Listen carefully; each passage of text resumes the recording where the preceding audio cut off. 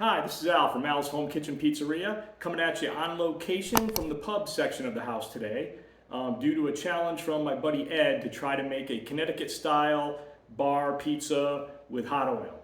So this is what we came out with.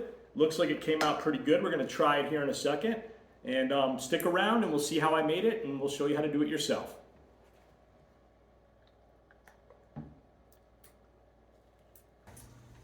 Alright, so let's see how we made the pizza that you saw in the intro. First thing we're going to do is we're going to get our food processor. You can do this in a KitchenAid. You can probably do it by hand. I'm going to try to keep things as simple as possible and use my food processor method. So the first thing we're going to do is add all of our dry ingredients. So we'll go ahead and add the flour. And then we'll add our salt, sugar, and yeast.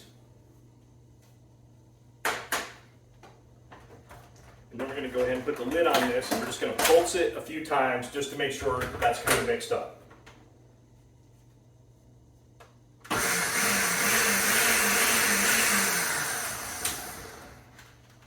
Okay, now that we've got that mixed up, we're going to go ahead and add in our water. Make sure it's not too hot. And our oil.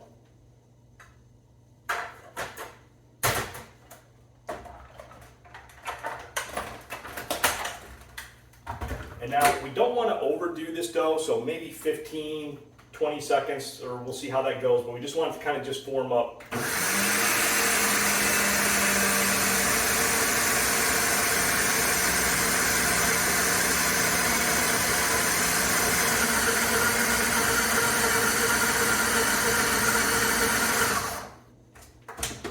And that looks just about right.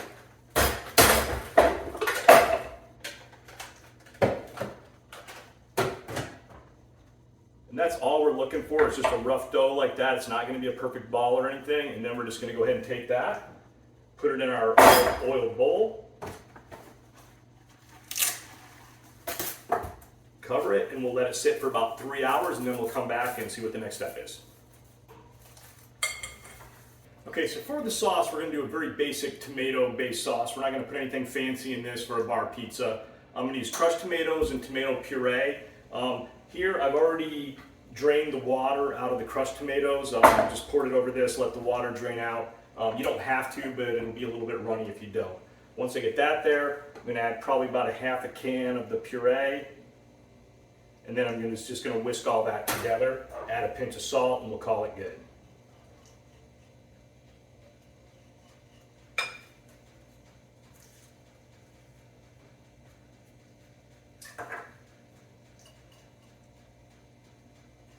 Alright, so now our dough, you can see it's risen a lot from where it was at when we started. We're going to go ahead and divide this. This is for 2 servings. You can definitely double the recipe if you want to make more.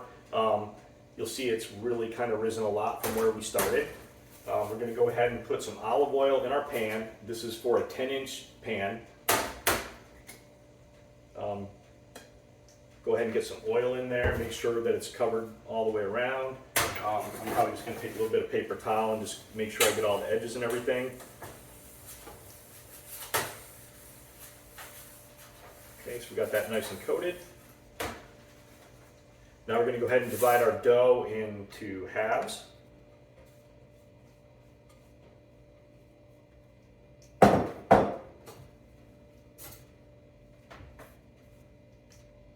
And we're looking for roughly 6.5 ounce balls are about what we're looking for.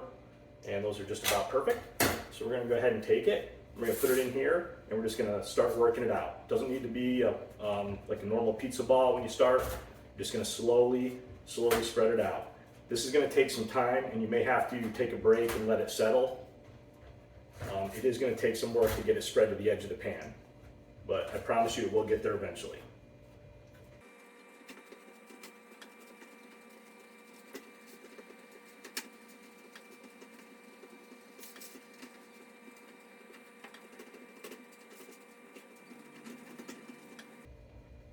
Now if you reach a point where it doesn't really want to spread any further and you can't quite get it there, just go ahead and cover it and let it sit for 5 or 10 minutes, and then you should be able to get it after that.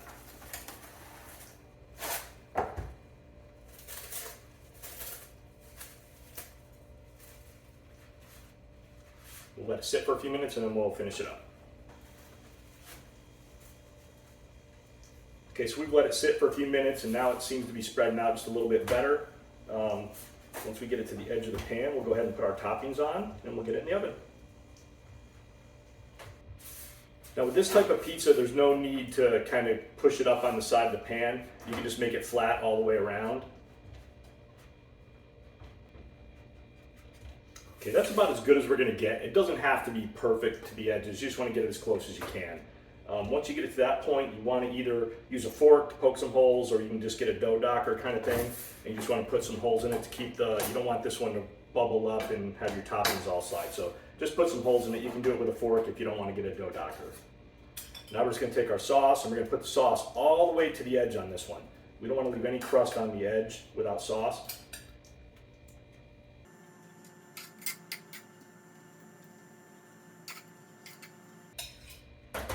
Alright, so sauce all the way to the edge. And now we're going to put our cheese on. Now the cheese that I'm using is 1/3 whole milk mozzarella, 1/3 part skim, and 1/3 white cheddar. You can mix it however you like. This is just the one that I like the best. Now with this, you want to get the burnt cheese edges around the edge. So you want to make sure that you definitely get cheese kind of packed right in nice on the edge of the pan. And then you can go a little bit more sparse in the middle if you want.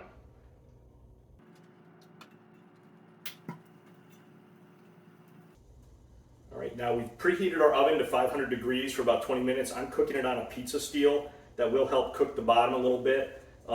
When you're done after about 10 minutes in the oven, if the bottom is not as crisp as you like, you can take it out and put it on a pizza stone or something to brown it up. This will be kind of trial and error for your oven to see what gets you the results you want. So from there, we're going to go ahead and pop it in the oven.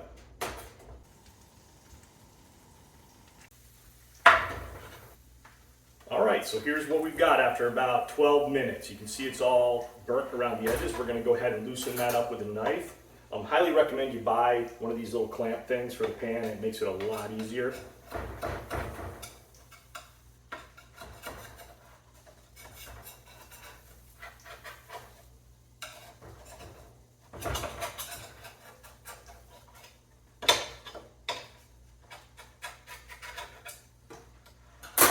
And there we go, ready to bring this over to the serving table.